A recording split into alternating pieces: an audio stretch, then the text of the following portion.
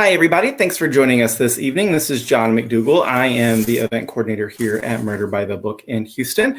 And before we get started with tonight's event, I just wanted to make some general store announcement stuff.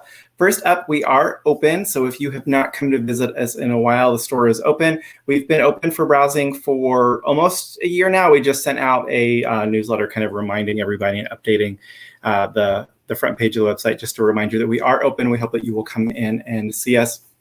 We're still strongly encouraging masks in the store. I'm sure if you guys are in Houston, you have seen the news that our cases are spiking and it's not looking good here in the city. So we definitely encourage you to mask up when you come to visit us. We do have a handful of events on the calendar for September in store, kicking off with Miranda James. We've also got Lisa Jewell and William Kent Kruger on the schedule for in-store events. We are keeping an eye on COVID cases. We're in touch with authors and publicists just to make sure everybody feels comfortable with that. So if there are any updates, we'll put those on the website, and we will be requiring masks at the event just to make sure everybody feels safe. So when you're looking at the website, it'll either say virtual or in-store event in September to let you know which are which. Also wanted to mention, we just scheduled an event, as you guys might know if you're in the crime community, that BoucherCon has been canceled for this year. And because of the late cancellation, they are not able to do really any virtual programming. One of the events that was supposed to happen was the Crime Writers of Color were hosting an underrepresented voices kind of meet and greet. So we have been in chats with them, and we are going to do a virtual version of their event on Friday, August 27th. It's going to be at 7:30 Central that night. It's going to be really great. Alex Segura and Kelly Garrett are going to be hosting. We're going to have readings from authors. We're going to be highlighting books by the authors that were supposed to be at the reception. So we hope that you guys will come back and check that out with us. So I am going to get us started this evening. Before we do, one more thing I wanted to mention. We haven't had any issues in a while, but while we are chatting, if you see any comments pop up asking you to click away from the event to another link to watch it, please ignore those. Those are spam. I will block them as they pop up. You don't have to click away from the event to watch it. You're already here. And if you have questions for Joanna or Chevy while we are talking, please post those either in the live chat on YouTube or in the comments on Facebook, and we will get to those towards the end of the program this evening. But to get us started, I'm going to bring Joanna Schaffhausen out. How are you tonight, Joanna? I'm great. How are you? Doing well. Thanks so much for doing this with us. Thanks for having me. So Joanna's newest book is Gone for Good. It just came out on Tuesday. So in case you were unfamiliar, Joanna Schaffhausen wields a mean scalpel, skills developed in her years studying neuroscience. She has a doctorate in psychology, which reflects her longstanding interest in the brain, how it develops, and the many ways it can go wrong. Previously, she worked for ABC News, writing for programs such as World News Tonight, Good Morning America, and 2020. She lives in the Boston area with her husband and daughter. The Vanishing season was her first novel. This new one is the start of a new series. So we're going to get into that in just a second. But now I'm going to bring out Chevy Stevens. How are you tonight, Chevy? I'm good. Thank you for having me. Thanks for joining us. I'm trying to remember, how long ago was it that you were at the store? Didn't we did an event with you and Owen Laukinen? Gosh, that had to have been like 2016, 2017, something like that? I think it would have been 2016. Wow. Because my last book, Never Let You Go, went out in 2017. I guess actually it might have been 2017. Wow. It was a blur. It was a long time ago. So we're so excited to be able to do this virtually with you. So your newest book is Dark Roads. And for those of you who are unfamiliar, Chevy Stevens lives on Vancouver Island with her husband and daughter. When she isn't working on her next book, she's hiking with her two dogs on her favorite mountain trails and spending time with her family. Chevy's current obsessions are vintage Airstreams, Hollywood memoirs, all things mid-century modern, and stand-up comedians, not necessarily in that order. Her books, including Still Missing, a New York Times bestseller and winner of the ITW Thriller Writers Award for Best First Novel, have been published in more than 30 countries. So we're going to get straight into it. Like I said, if you guys have questions out there while we're chatting, please post those and we will get to those. But I'm going to start off with a super easy one. We're going to start with Joanna. Can you tell everybody a little bit about your new book? Sure. It is, again, called Gone for Good. And it's about a serial killer called the Lovelorn Killer who ties up his victims and murders them and then pens them love letters in the local papers. He sends them to the local papers and they get published. And 20 years ago, he killed 7 women and then he disappeared. No more murders, and nobody knows what happened to him. And so now it's 20 years later, and an amateur sleuth group called the Grave Diggers decides to see if they can unearth him. In particular, a woman named Grace Harper. She's a grocery store manager by day, but she is very cunning in her ability to read people. And she thinks she can ferret out the lovelorn killer. And so part of the book is told in her journal entries as we see her trying to track him down. And it seems like maybe she got a little too close, because she ends up murdered in the same fashion as all of the earlier victims. And we now enter the second part of the novel, which is Annalisa Vega, who is the cop who ends up investigating Grace's murder. And her neighbor, who was the mother of her high school boyfriend, was the seventh victim 20 years ago. And that kind of shattered Annalisa's whole existence, as the neighborhood sense of security and the two families who'd been close all these years. It kind of just put an end to all of that.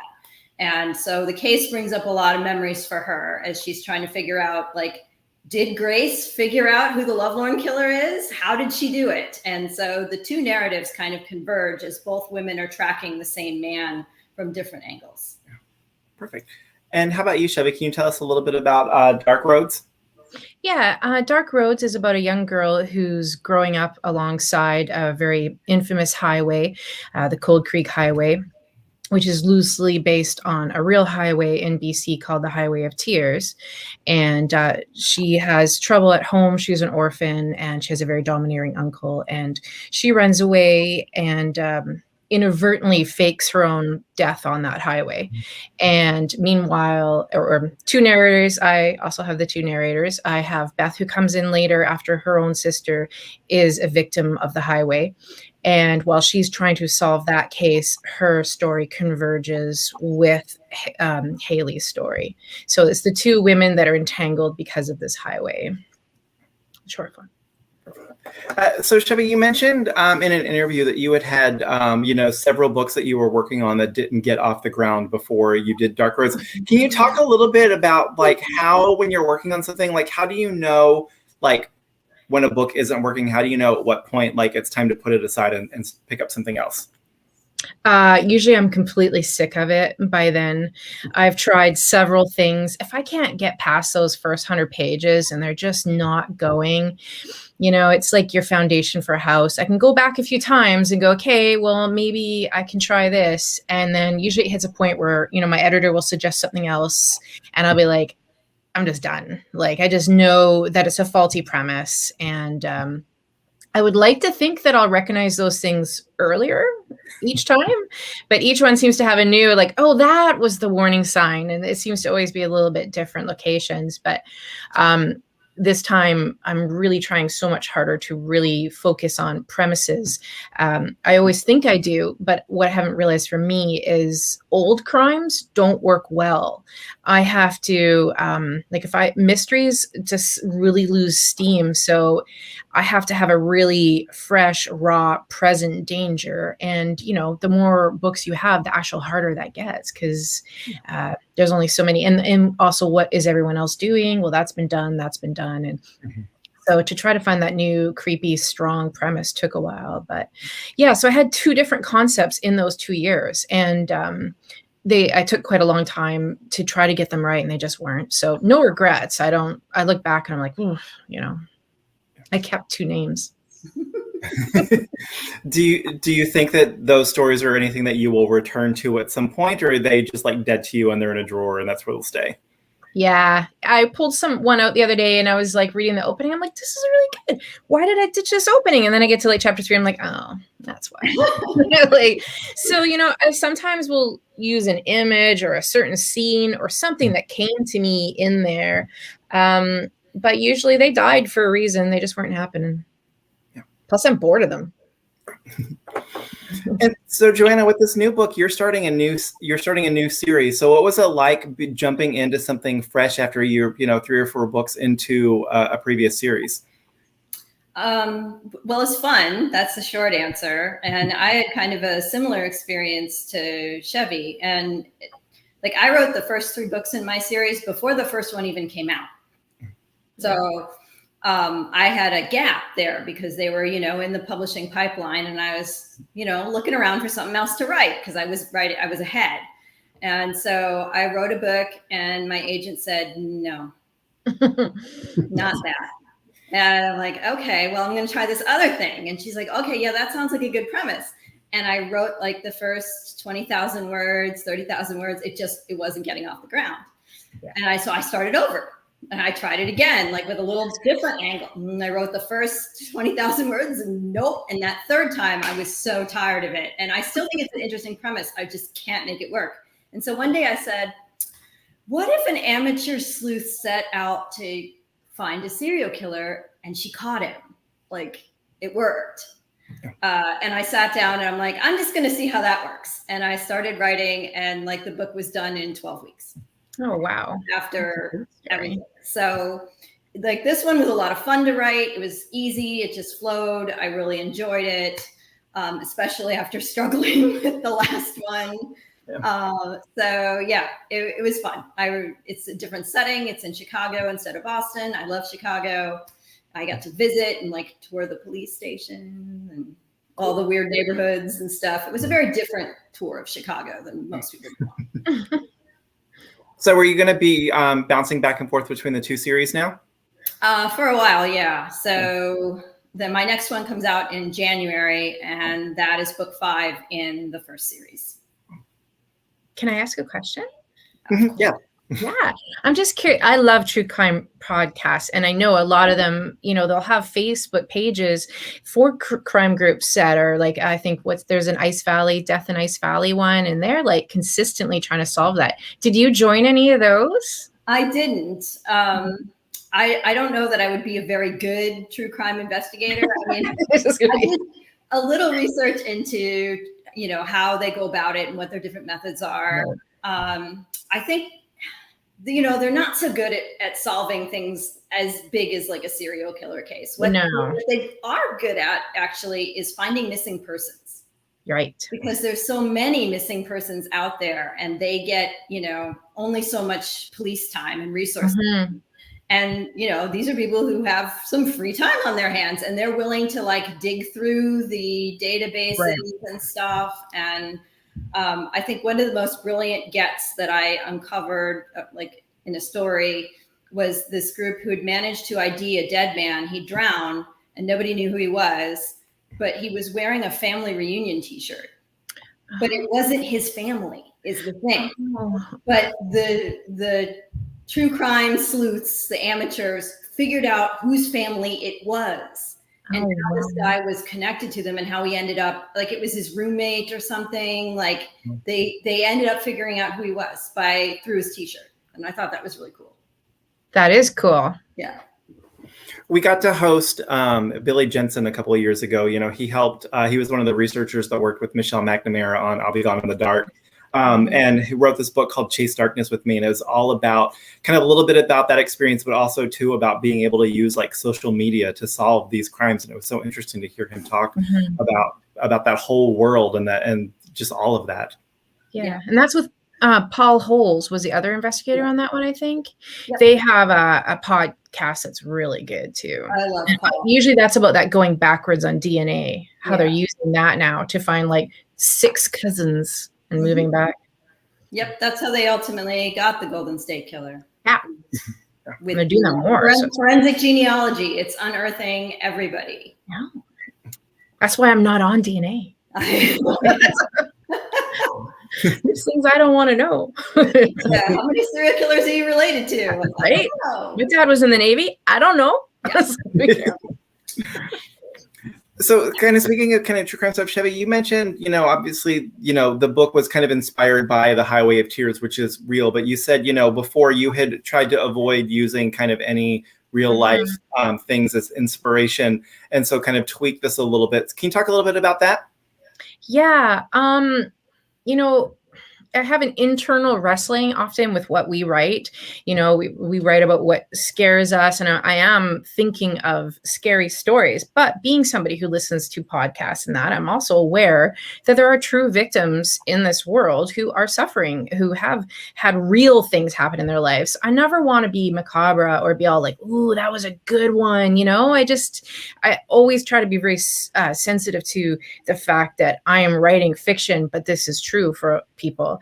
And so I try to explore more the victimology and what these, really understand the emotions. And so, especially with something so sensitive as The Highway of Tears, which is a really big subject, the potential to be insensitive was there. And so I wrestled with that a lot, but I couldn't write a highway elsewhere that wouldn't I am from BC, so everybody would know, like I couldn't move it, and I couldn't write about it and then not address the history of the real ones. So, and my intention was to never write about the highway itself, but more a life of a girl living on the edge of that highway. It's like, what would it be like when you have, I think there's famous highways in the States too, I think, that are known for,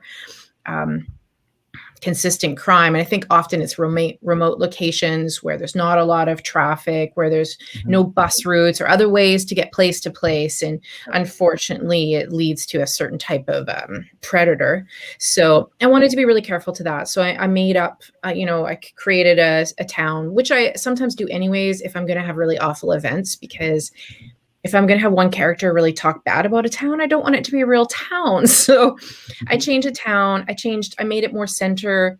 The other thing is the Highway of Tears. They believe there's at least been 3 to 4 different killers working that area. There's not one person, and it went over decades and decades. So it's really more of a location than a person. And so I took what might be one area of it and solved one crime. And, I liked that bookend, and I tried to speak of, for other victims, but I tried really hard to be sensitive, and I hope I did. I certainly tried my best, but it's a complicated thing to tackle for sure. And I think you addressed it really well in your author's note, and giving resources and kind of explaining to people kind of what you were doing. I thought that was a great way. Yeah, and it's a big subject in Canada, but I've been very pleased to see that I read reviews, how many people weren't aware of it, and it certainly doesn't solve the problem. My book isn't solving it, but awareness is a big chunk of it, and a lot more people are like, "Wow, I didn't know that was there." And acknowledgement, I think, is just part of the healing.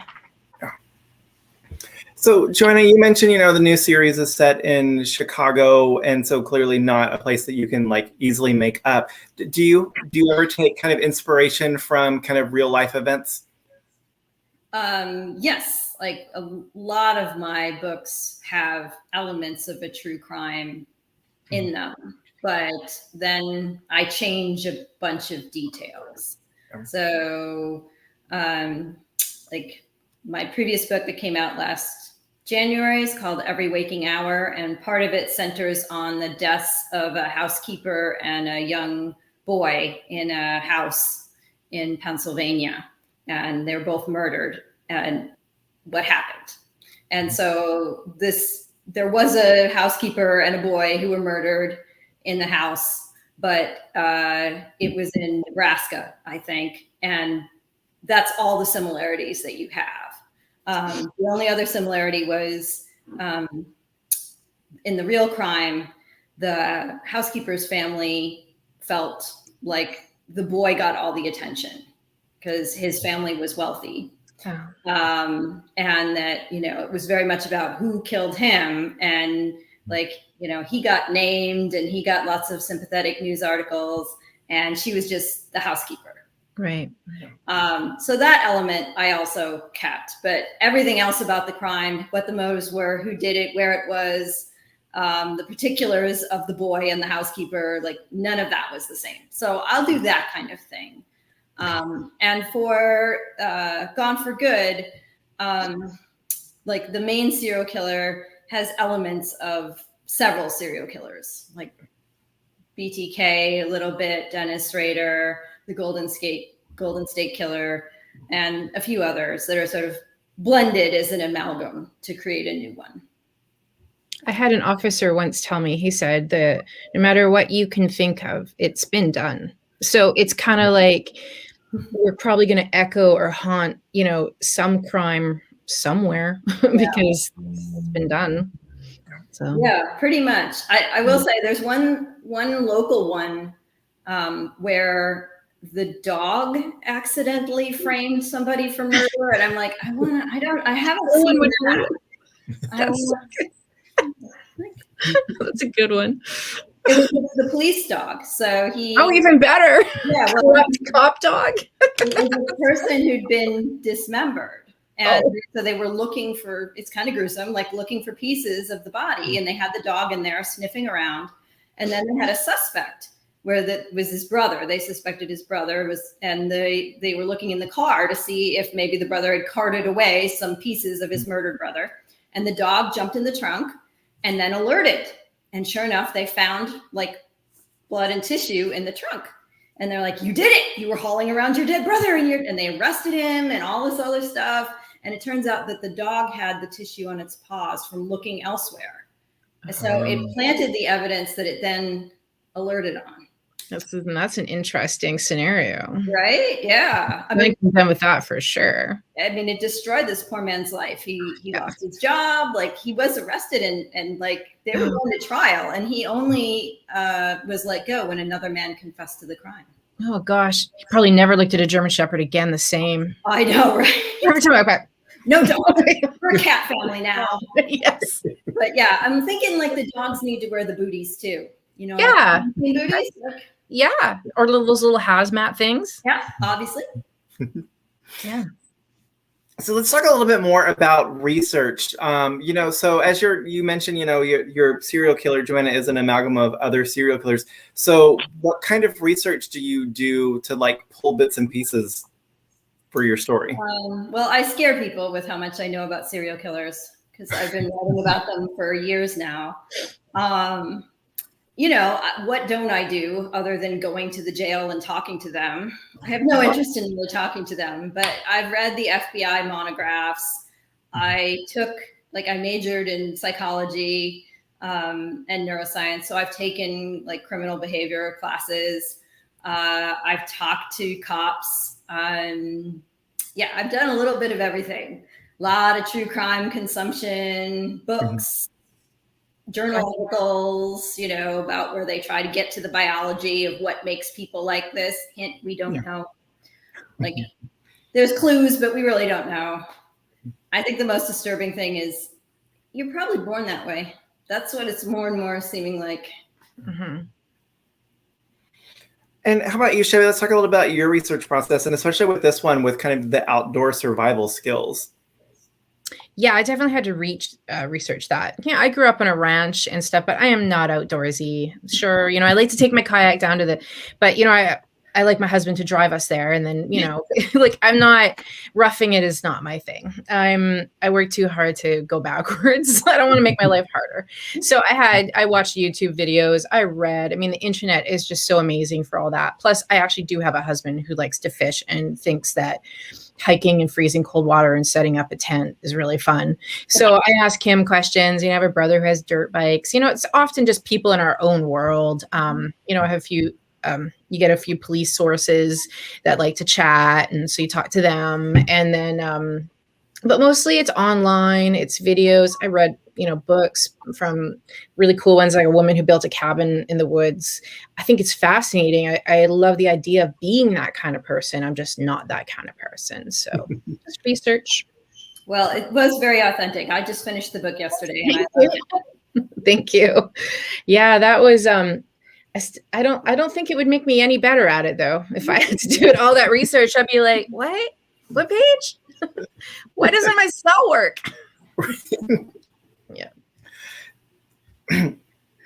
So I think one of the things about thrillers that's got to be one of the hardest things to do is to come up with titles, especially for the kind of thrillers that you guys do, because they have to kind of give the reader kind of a clue of what the book is about. but you also have to try to find something that's memorable, but you also try to have to find something that's not too similar to what people have used before as well. So let's talk a little bit about the process of coming up with titles. Do you guys come up with your own? Do you always have one in mind and then your editor or publisher changes it? Let's start with Joanna. Almost all of my manuscripts are titled "I Hate Titles." .doc or book 4. Yeah. .doc. The new one. Yeah, exactly. Right. Read and Ellery number 3. Gone for Good number 2 or whatever. Like, and then it's a struggle. Occasionally, I know the title ahead of time. But mostly I get to the end, and then I have a beta group of about 15 people, and we kick around ideas. And it's really hard to get a title that hasn't been used in thrillers. I mean, it's really challenging because they have to be short, like short and punchy. So it's almost impossible. Like when I wrote my first book, The Vanishing Season, in the early 2000s, I wrote the first draft of it. And there was nothing called The Vanishing Season. But by the time it was published, there was already a Vanishing Season. And then the year after my book came out, there was another Vanishing Season. And I think there's a 4th one on the horizon. Like, you don't really try that hard for originality, I don't think, in titles. No, and if you try too hard to be quirky, they just sound, it works for some people. I'm like, how would you think of this amazing title? But no, it just sounds loopy if I do it. I have a really great editor, and she's actually found probably quite a bit of my titles for me. Sometimes it's a spring off one I've come, or I feel more centered when I have a working title. And I'll live with one for like a few months, and I'll be like, it's just not right. And I'll send like 10 to my editor, and she'll be like, well, and maybe this one, and I'll live with it. And Still Missing was kind of original. That kind of came with the book. But the next couple, I think my editor figured them out that night. I titled, but then she came up with Those Girls. She came up with the last one, and she came up with Dark Roads too. I was struggling. I had some with Highway in there, but I was really hesitant to use Highway because of the highway. And so we went around, and then I listed a bunch, and she said Dark Roads, and I'm like, yeah, I lived with it, and it worked. So she's actually a queen of it. I think they're so good at titling because I think editors, they think more in terms of marketing than we do as authors. So yeah. So luckily I have a secret genius behind me. Always helps. Yeah.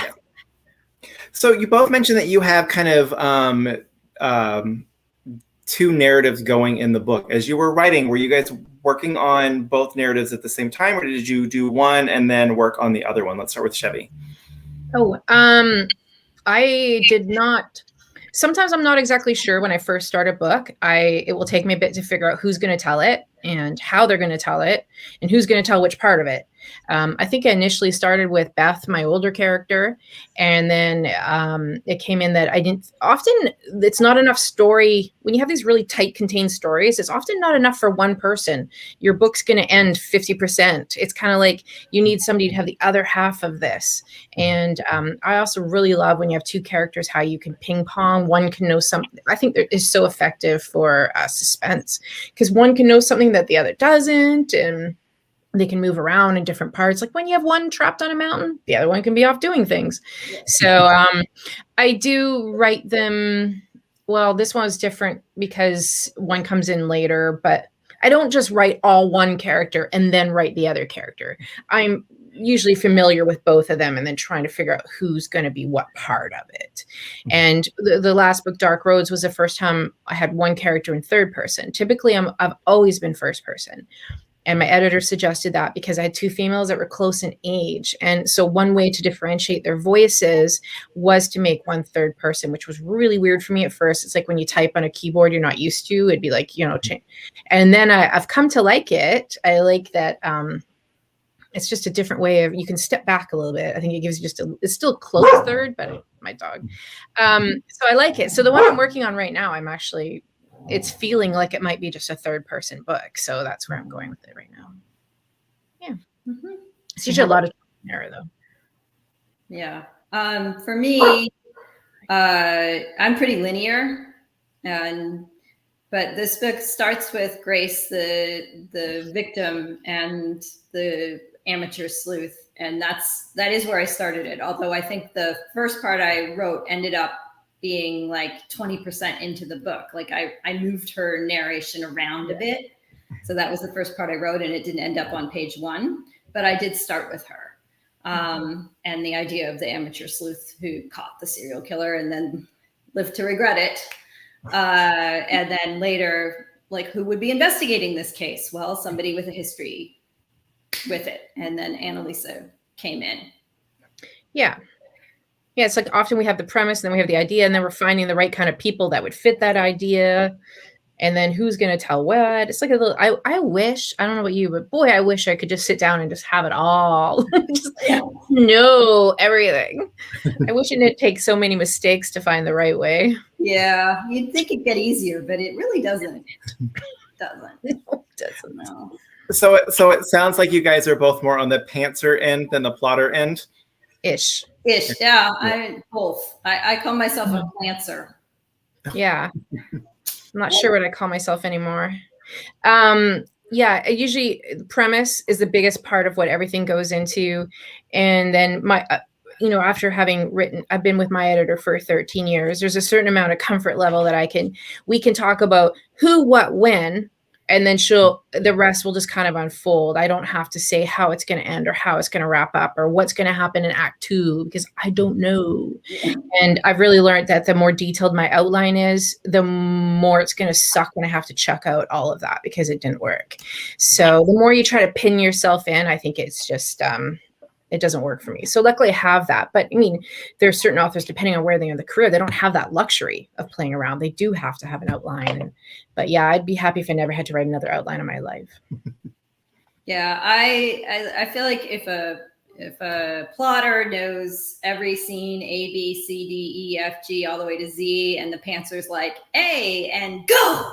Yeah. Like, let's see what happens. Yeah. I'm like, I know A and B and G and L and Q and Z. I usually know the ending, what I'm writing to, but there has to be room to maneuver and room for discovery for me. If I discovered many years ago that if I wrote down everything that happened in the book, I wouldn't write it because like all the fun's gone. I'm like, well, I know everything that's happening. I kind of tend to work forward. Like I'll know A, B, C, and then once I get that, then I'll figure out C, D, E. So yeah. I don't remember who it was, but one of the authors that we talked to kind of said, like you were saying, Chevy, they called themselves kind of a headlight writer. Like they knew as far as what was going to appear in the headlights, and as they got a little bit further down the road, they could see a little bit further in their headlights. Yeah. I mean, I have a loose concept of how I probably want it to wrap up and who's going to what, but I don't want to really know until I get there. So, and I've learned to be okay with that. So, Joanna, how did you approach having an amateur sleuth working on a crime and then also having kind of a police officer? How did you kind of differentiate like what their investigation styles were going to be and like what one could do and what the other couldn't? Well, that's the fun part, right? Is that like the cop has access to things like forensics and authority to go in and try to make people talk. But the amateur sleuth is like more freewheeling and can just like follow the hunch and go places with like less authority and sneak in and not have to necessarily worry they're going to lose their job. Yeah. And that maybe people who wouldn't talk to the cops would talk to an amateur sleuth who can seem less threatening. So it was fun to have like both angles approaching the same case and how each one arrived at the discovery. Who it was. Yeah, it's nice to have those two and have them just complex characters separate. I like that too, like whether it be younger, older, or two different, one legal, one not so legal. I have one that's city girl put in the country, then the other country, and so I like that too. Show the contrast between them. Right. Yeah. So we talked about kind of writing process and how like when you're figuring out as you're writing, how are you guys as readers? When you're a reader, are you the type of reader who is trying to figure it out while you're reading, or are you just along for the ride and you want to be surprised when you figure out who did it or what the twist is? Joanna? I'm a figure it out person. My record is figuring it out from reading the cover copy. Ooh. I'm like, oh, okay, so it's a woman. Like all this emphasis is like, how could a man, blah, blah, blah. And I'm like, oh, so it's a woman. And then on the screen, I'm like, okay, it's this woman. But I'm pretty good at it, having done it all these years and figuring this stuff out. It's pretty rare that somebody pulls the wool over my eyes. I love it when it happens. And the one that consistently gets me is it's the narrator, or it was the first person. Like, I think this is the one that trips me up the most, where it, like, the first person they suspect actually did it. I love that. But I read for other things. Like, I read for how artful the mystery is laid down, or how fun the characters are, or the scene setting. Like, that really shines through in Dark Roads. Like, I felt like I was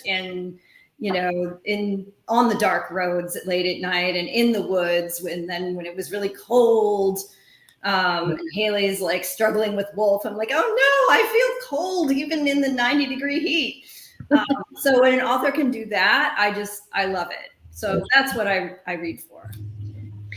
I don't read as much of our genre as people say. I have a young daughter; she's 8.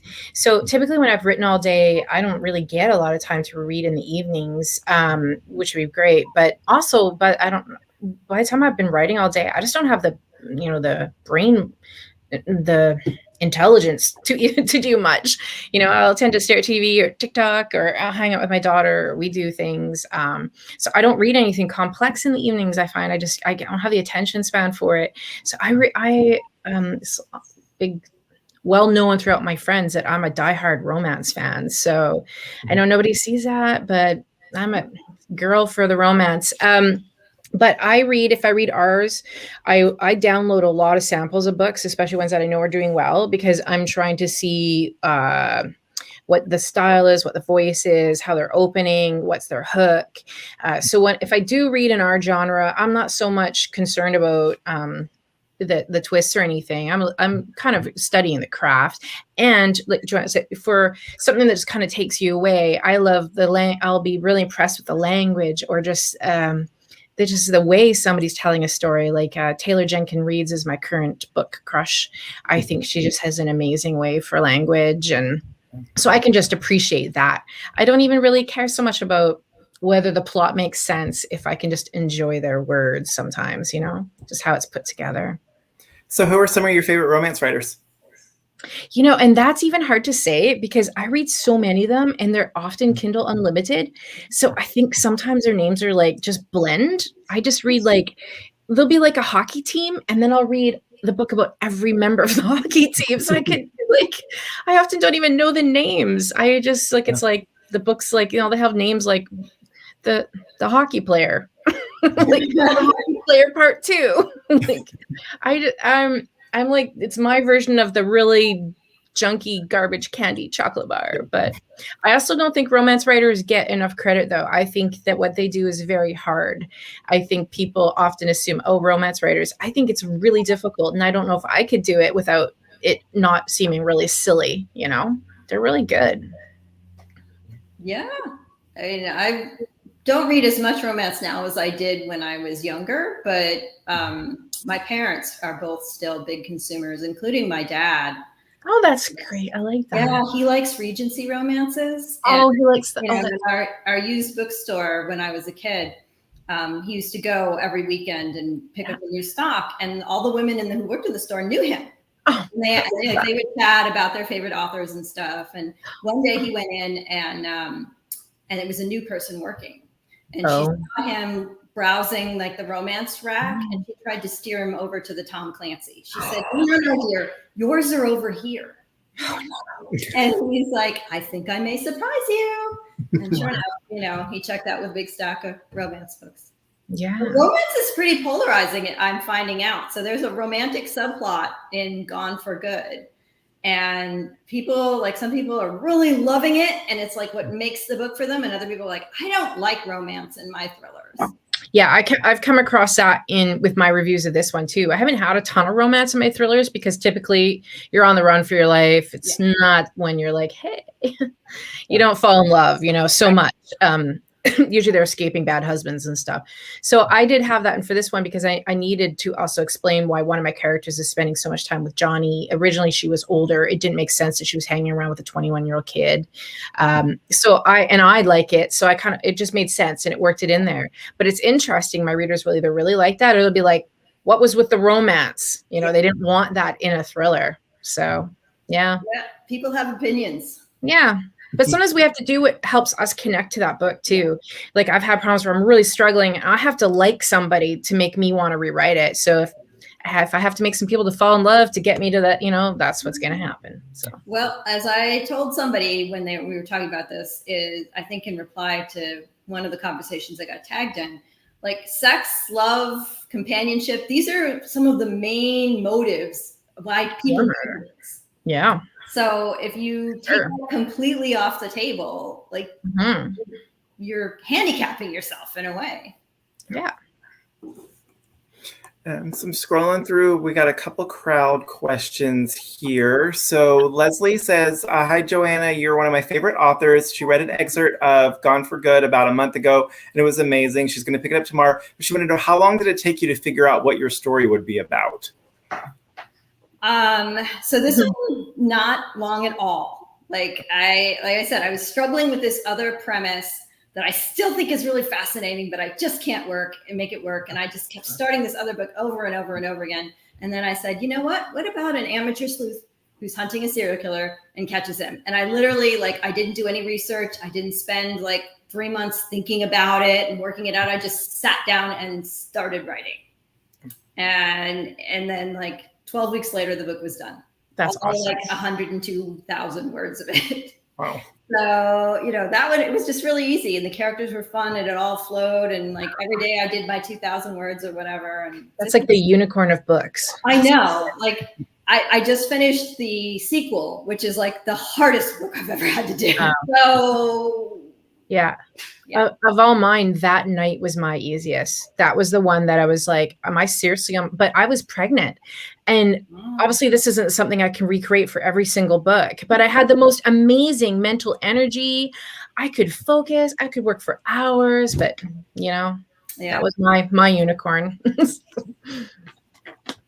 So Susan wants to know, for both of you, is there a real life serial killer that you would want to meet? Let's start with Joanna, since she seems to know the most about them. I mean, want to meet? No. They're awful people, right? So who'd want to hang out with them? I think, the more interesting ones are probably Edmund Kemper. He was interesting, and then he seemed to have some insight into why he was the way he was. He was very bright. This is one of the myths about serial killers, is that they're all geniuses. In truth, they are average IQ. So some of them are geniuses and some of them are very much not geniuses.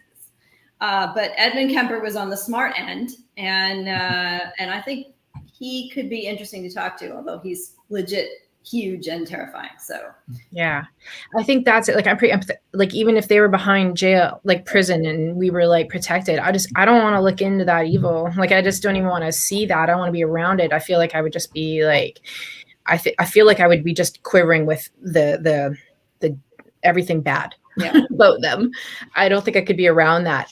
There is, however, some famous detectives I would really like to meet. When you do listen to podcasts, there's a couple that just I find fascinating.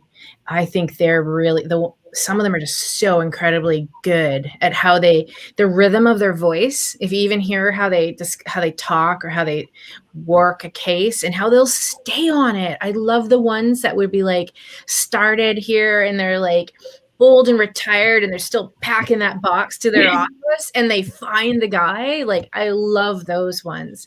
And there's a couple, I think one is Australian, and he had a 6-part mini series of all his cases. And I just fell like in love with him, like not like a romantic way, but I wanted to pick his brain. I think those people are amazing.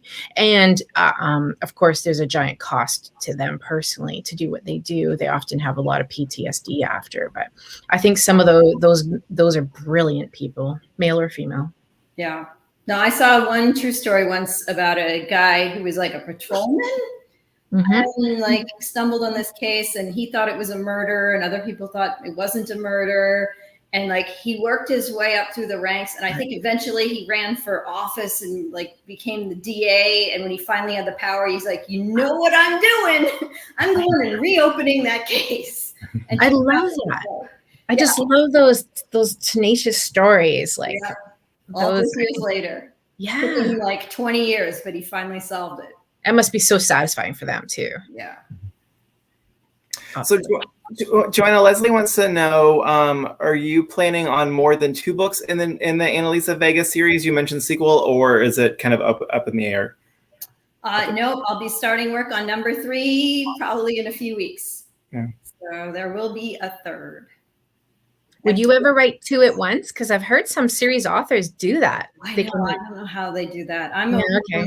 I was hoping you'd know how. No. I'm on a two books a year, like one in each series releasing, and it is a little dizzying. Like you're up for one release, and then it's like, oh, here's another coming down the pike. Like my next one is 4 months from now. Wow. Yeah. So. Yeah. Whew. I don't think you need to do another one then. You're good. I'm good with just 2 series, and that's pretty good. Chevy, have you been tempted to do a series? Yeah. I think any of us crime writers have probably grown up often reading crime, like Ed McBain. Oh my God, the 87 Precinct novels. I love them. I found my old collection the other day. I mean, they're yellowed pages. They're the old covers. Oh gosh, if I've read them, they ran 50 years. Yeah. 50 years. Amazing. Like, to me, those are the classics. So yeah, I've thought about it over the years, but I wouldn't series any of my own books because usually my characters go through so much that it's just like, but I would take potentially a character from the book, but typically it's a sleuth or a detective of some type. So it doesn't sort of work so much for thrillers. I did have a concept the other day, and if I speak of it, hopefully nobody will steal it from me. But in 1974, the very first female RCMP officers went, and there was only I think 16 of them or something that graduated. And I thought it would be really neat to take a few from that class maybe, and you could do a different ping pong series off of that women through their ages or something. So it's toyed with me, but that's very detective-y, and detective-y doesn't seem to be my strong suit at the moment. And so are your books connected in any way? Do you put little Easter eggs or characters that connect them as a world, or are they all independent? Yeah, my agent really hates me not because it really messes up film deals if you have recurring characters, because they want if they buy one, then they own them all. So my first 3 are slightly linked by the fact that there's a therapist. So the first book is told to his therapist, the second is told to the same therapist, but you don't hear her speak. The third book is the therapist story. So those 3 would be connected, but after that, no, they're all on their own. All right. So what do you guys have coming up next? Joanna, you mentioned you've got something out in January already. Yep, that's Last Seen Alive, and that is book 5 in the Reed and Ellery series that starts with the Vanishing season. Ellery was kidnapped at 14 by a very famous serial killer and would have been his 17th victim until Reed, who was a very green FBI agent at the time, played a hunch and rescued her from the serial killer's closet. And they're reunited in the first book. And, he was the big hero. It's the best thing that ever happened to him and the worst thing that ever happened to her. So putting them back together to sort of process that. And then the media and the public just wants to retell the story all the time. And how the 2 characters cope with that is kind of the arc of the whole thing. And book 5 is the serial killer who hasn't really been on screen until now.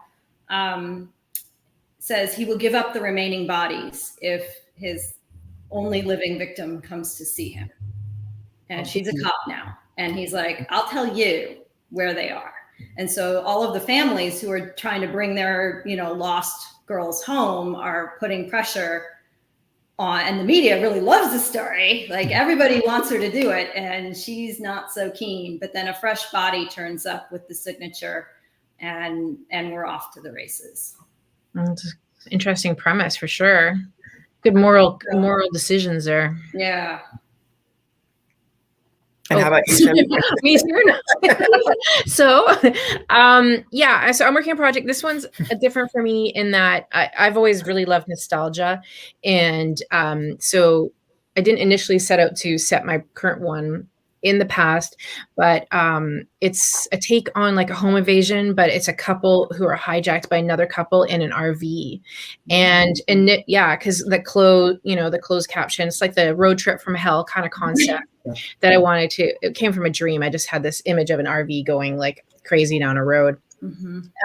But I very quickly ran into the same issue I've had with other books, is where you're trying to explain why they can't get to a cell phone. Oh yeah. They mess up everything. And we have 4 of them and they all have phones. Like it's like, and oops, that one went out the window, backed over that one. Yeah. So, and being, the camera's everywhere and you can't get on a ferry or a bus without your pit. Like it's really difficult. So I sort of started playing with, and funny enough, I'd made one character obsessed with retro. Like they had a retro RV that was restored. And then I'm like, but what if I just made it back? So I ran the idea by my editor. When I'm going to do something big like that, I go, hey, how do you feel about, and then I picked a time period, and currently it's 1976, because that was when the Montreal Olympics were in Canada. And that was a big thing. So you can anchor it around something. Yeah. So that's my current challenge. I never like to cement myself in, because who knows, by the time you guys read it, it could be 80s and something else. But I'm enjoying that currently because it's simpler. There's less, you just get away with more stuff. Yeah. You weren't doing DNA. I don't know about that yet. Yep. Chevy, Leslie wants to know, so she has not read you before, but she wants to know, is your book scary? Will she be afraid to read it before she goes to sleep? Yeah, they're definitely thrillers. They're definitely dark. Yeah. Now, everyone's tolerance level is different. Yeah. What scares one person, I can read 2 reviews. One person will say, yeah, it's a slow burn. Somebody else will say, that's the fastest paced person I've ever read. So, but yeah, no, these aren't bedtime stories. Yeah. I would suggest reading earlier in the light and then seeing how you feel, if you could continue. Perfect. So we talked, Joanna, you're doing 2 series. Chevy, you've done kind of standalones. What do you think, if a reader is picking up one of your books, what do you think it is that makes it specifically a Joanna book or a Chevy book? Let's start with Joanna. Well, so far all of mine are in the police procedural genre, but they are driven by strong, complicated women, both of them. And I would say both series explore the idea of what is justice. That's a recurring, like, who gets to decide? Like when you say like, that's fair, that's punishment, what does it look like? If the guy goes to prison, but it's not for what he did to you, like, how does that feel? If we, the reader, find out who did it, but they're beyond the grasp of the law, but they're really sorry, and have lived their entire life being sorry for what they did. So it sounds like you raise really interesting questions that leave people. Do you answer the question, or you just let people think about it? I mean, I have opinions on it, which sometimes is not through what other characters say, but no, mostly it's left up to the reader to decide. Yeah, that's cool. In the end, Ellery and Coben, the serial killer, have it out in Last Seen Alive, and I had to decide what that's going to look like. And she makes a decision, and we'll see what everybody thinks about her decision. For me, it's all my books are set in Canada, which there are. I mean, Louise Penny. There's a few that are set in Canada, but often as Canadian writers, we get told that we'll do better if we set them in the States. I was never asked that or told that, and it just went this way. And So for the one time, one of the books I tossed out, I was experimenting with Seattle, and that storyline wasn't working. So who knows? There's sort of like, I usually conglomerate a bunch of small towns, so it could kind of be like any small town, but they're set in Canada, and also typically very blue collar. Whenever I try to posh up my characters, or it just doesn't work, it's like pickup trucks and ponytails seems to be my real niche. So blue collar, typically the regular people, I think, that get in really bad situations, and I think we can recognize them. I would say blue collar is probably very much my area. Awesome. I think that is going to about do it for the evening. So to recap, if anybody has joined us late, we have been chatting with Joanna Schaffhausen, whose new book, Gone for Good, has just come out, as well as Chevy Stevens, whose new book, Dark Roads, has just come out. If we have copies of both in store, we also have all of their previous books. So if an earlier one sounds good to you, you can give us a shout. You can visit us online. If you missed any part of our chat this evening, once we are done, Facebook and YouTube will archive it, so you'll be able to go back and watch it. And we recommend, while you're on the YouTube channel, we've done hundreds of these virtual events since the pandemic has started. So if there's a crime writer that you were interested in, we have probably chatted with them in the last year. So there's a great wealth of content out there. We hope you will check some of those out. Tomorrow night, McKenna is going to be back. She's going to be chatting with Camilla Trincheri and Terry James about Camilla's newest book. And I will be chatting with a panel of cozy authors on Friday at 7. And also, I didn't mention this at the beginning, but our Sisters in Crime, our local Houston Sisters in Crime group meets virtually, and they're going to be meeting on Sunday. So all the info about those events is on the Murder by the Book website. Joanna and Chevy, thank you so much for joining us this evening.